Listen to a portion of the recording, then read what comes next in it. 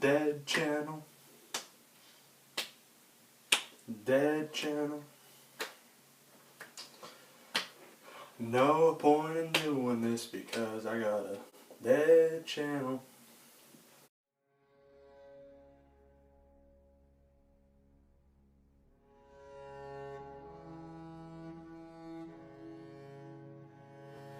I just got back from my second showing of Todd Phillips' Joker movie, and if you haven't seen it, don't watch this video. I'm not going to say any spoilers, but you should probably go experience the movie first before you hear my thoughts on it. Now, Joker is probably one of the best movies I've seen, not just this year, but ever. I never thought a movie with the Joker, without Batman, set in the 1980s, and featuring a deep dive into that character's psyche, which I thought would have been really stupid because, I mean, every time you explain the Joker's origin, he loses that nuance, the mysteriousness of his character. But here, I left the theater with more questions than answers, and I think that's what the movie wanted. It wants to leave you thinking. Now, Joker was directed by Todd Phillips, you know, the creator of the Hangover movies, of all things. And it stars Joaquin Phoenix as Arthur Fleck, a mentally ill man who tries to make a living as a stand-up comedian. But through many hardships and many hard discoveries, he eventually cracks down and becomes the man we know as the Joker. Now, it takes him a while to actually become the Joker. It's a nice slow burn throughout the movie. But watching that journey of the man who is already pretty fucked up in the head, like, if you went in thinking this movie that he wasn't going to be fucked up at the beginning, it was going to be a killing joke situation, you are very wrong. Arthur is already pretty messed up. He has a condition where he laughs when it's not appropriate to laugh. He can just painfully start laughing. He won't be able to control it, and it's very awkward for everyone around him. Among many other illnesses, most likely schizophrenia, when you see the movie and you're understanding, wait a second, did that actually happen? That's a question you're going to be asking a lot in the movie. I think Joaquin does a pretty good job of portraying this character. And for the majority of the movie, I did not see Joaquin Phoenix in this performance because he's so skinny and he's so into this performance that you don't see him at all. You just see Arthur Fleck, and I'm pretty sure that's what you wanted to see. And then, by the flip of a coin, when he becomes Joker, he becomes a whole other character. Gone is the weak and timid Arthur Fleck and the more confident Clown Prince of Crime, although it's a really different interpretation. Other characters in this film include Robert De Niro as Murray Franklin, the talk show host, and the one that Arthur is inspired to become one day. Then there's Zazie Beetz, Sophie Dumond, who is a single mother who Arthur has romantic relations with, as well as Brett Cullen's Thomas Wayne, who is a driving factor in the movie, as Arthur doesn't really have a very good feeling about Thomas Wayne, and he doesn't think he's good for the city. Arthur has a belief that Thomas Wayne doesn't care about the little people, the people like him, the people that are living in these dirty, trash-infested streets of Gotham City, that I never thought I would have saw something like that. This is probably what Gotham City is, and it's the first movie in any sort of Batman-related media to understand that Gotham is just as much a character as Batman, Joker, all those characters. Gotham is unique, and there's multiple different versions of Gotham. But in this movie, you have a good use of color and shots, and the cinematography in this film is great. I don't know who the cinematographer is, but you did a really good job, and I really hope you come back and do more movies like this, more DC movies, more any kind of movies. But yeah, in the scenes, in the majority of the movie, everything's bleak. Shades of gray, brown, black, all those kind of scenes. Couple of little splashes of color here. Arthur's clown costume and Arthur's final Joker costume really being examples of this kind of color contrast. And then when you get to areas in the movie, like when they're at the theater, in the Charlie Chaplin theater, you see all these reds and all these other kind of vibrant colors, because you can tell you're in the rich part of Gotham, and this is where the rich people are, the people who are above everybody else in the city.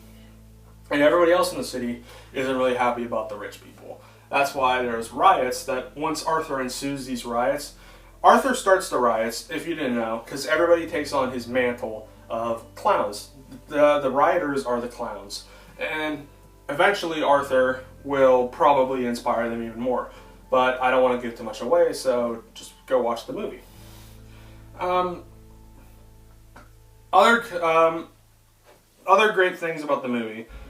I want to give Todd Phillips a bunch of credit, because I didn't think the guy who directed the Hangover movies, well, I do like the first Hangover. I think a lot of his other movies are pretty mediocre. I didn't think he would have been able to direct this great a movie. And I know Rotten Tomatoes is saying, well, nobody gives a shit about Rotten Tomatoes, but everybody really enjoys this movie. Everybody enjoys Joaquin and everything about this. And I'm not surprised it won the Golden Lion at the Venice Film Festival. So Todd, I really hope you make more movies like this. If not, make a second Joker movie, but I'm not saying do that, because unless you have a really good idea, I wouldn't want you to make another movie of this, because you did a really good job here, and I don't want you to ruin it possibly with a second one, but I thought you would. Other great aspects, Hilder, I don't know how to pronounce your last name, I'm sorry. She did a really good job composing and creating the score for this movie. When the movie starts, the score is quieter and more somber and all that. But when Arthur goes through his transformation in the Joker, the score and the music and the theme for the Joker in particular becomes loud and bombastic, showing that he's large and in charge here. And all the other music is good too. There's a lot of good music that was used from outside sources that wasn't composed by Hilder. And while there's some controversy involving one song that was used, I still like that song. I don't have to like the guy to like the song, so that's all I'm going to say. Without giving too much away, you are going to be leaving the theater asking more questions and wondering what the hell was real and what the hell wasn't real. Because it's one of those movies where you have to think. And when you think, it means that means everybody involved with the film did a good job, because movies should leave you thinking, not have you satisfied with answers and questions. That's one reason I did like Endgame. I liked Endgame a lot, but it's not my favorite comic book movie of 2019. Joker is going to be my favorite, because I like movies that are going to challenge me, and Endgame was more just a simple action romp. While I did enjoy it, it wasn't as good. It wasn't as good as this movie. I give all the praise to everyone involved in this film, and I'm glad it was made. Hopefully, this and Logan prove that we can make good, serious, R-rated comic book movies that could pass off as real movies. Like, this is a real movie. Like, if you took the Joker out of this could be a regular movie, and everybody probably wouldn't complain as much about, oh, ensuing violence and all that. Oh, great. Who cares? It's a movie. Out of 10, I give it a 9.8, because the ending, there's a point where it should have ended and it didn't, and it drags on for a little bit too long at the end. But other than that, the pacing's great in this movie. If you haven't seen Joker, go see it and tell me what you think in the comments below. And hopefully this is the start of the resurgence of the TheWhiplashFX channel. But I doubt it. I really just wanted to talk about this movie, and if you want to hear more about my thoughts, ask me, and I'll be sure to get back to you. Have a wonderful day, like, comment, and subscribe, and go support Joker.